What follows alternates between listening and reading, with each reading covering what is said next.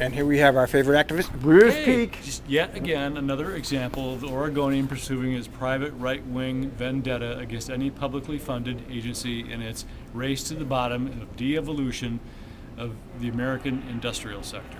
Okay, what these guys are trying to do is the same thing to us that they did at the Portland Public Schools. They destroyed the Portland Public Schools, panicked the parents into pulling their kids out, and now there's like an empty shell of a school district that has to close buildings. They want to do the same thing to Trimet. Mm-hmm. Exhibit A is their contention that the people, according to the last hit piece on Trimet about Wes, that the people that work there make $27 an hour. They don't. They make $20 an hour. The Oregonian didn't even bother to call and ask them how much they made. Didn't send any reporters. How do you know out that? to the How do West you know that? Because I talked to the West conductors and the engineers, and they said, no, they never bothered to call us. We would have been glad to talk to them, but they didn't. Yeah. So.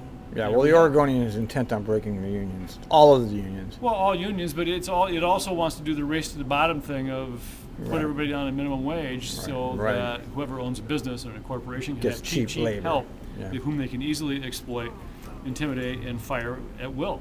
Exactly. And that's the Oregonians' business philosophy. Mm.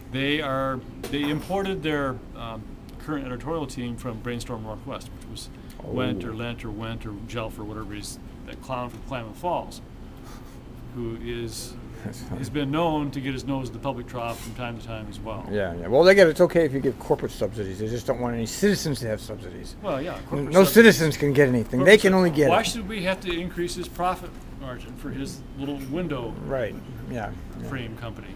Yeah, it's very Why disturbing. should the taxpayer have to foot the bill for him? Well, it's not just the Oregonian. It's pretty widespread.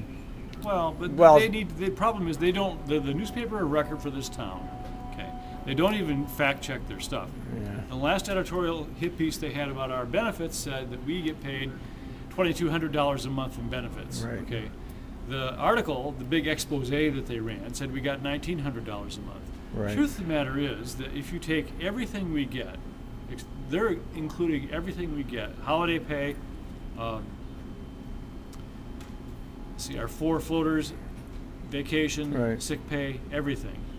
Put it all together, it probably would be somewhere like I'm at the bottom, so I get $562 a month. Right, because you only have, it's just you being covered by the, and it's just you don't have family and kids. And even people with a hubby or a wife or a spouse and 2 kids are not $1,900 a month. They're taking the entire cost of that, dividing it by 1,400 union members. Yeah, well, we don't ever see any specifications of these statistics. I know that. Yeah, they won't tell you. The guy called to apologize after he wrote that protest letter, and he wouldn't tell me exactly how it was that they figured that out. He just said that he's confident in his figures and that they're good figures. No, they're not. These are the same people that were saying in their stories on the No on 66 and 67 campaign. Which they lost. Which they lied about. Yeah. That state spending last year was $750 billion. Or excuse me, $750 million over and above what had been budgeted. Well, what they didn't tell you was that was all pass-through money from the stimulus bill. Yeah. That was passed. Yeah, I know.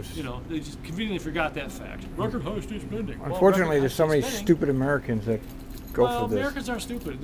What they are in this town is misinformed because they have one paper. The problem, one paper, no competition, and they set the bar pretty low for everybody else to meet. Right.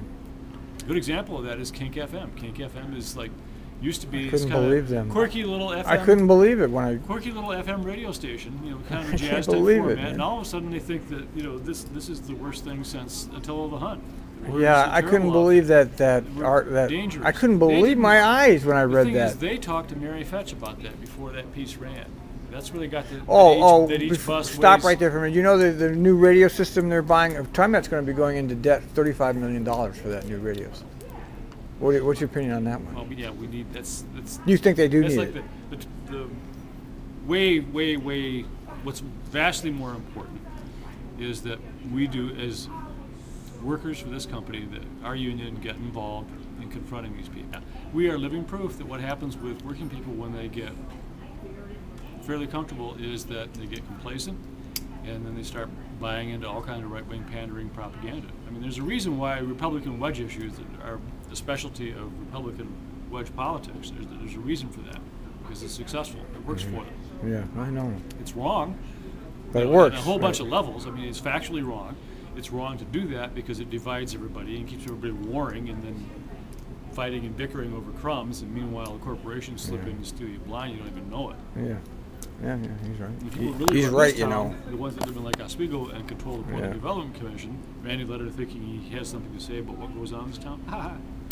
Oh, how naive. Yep. You need to be a lot Maybe more he know- Solinsky and a lot less Yeah. UAW. Well, we got to see what he comes up with. UAW Let's sat see what around. he's I got. watched this stuff happen in Michigan, where I'm from. They deindustrialized the entire state. And the UAW sat around on their hands, going, we just don't know what to do. Well, you can organize. I mean, there's a thought. You know, Yeah. that's I don't always know. Tell you what unions are supposed to do. Yeah. Is organize, you know. Yeah.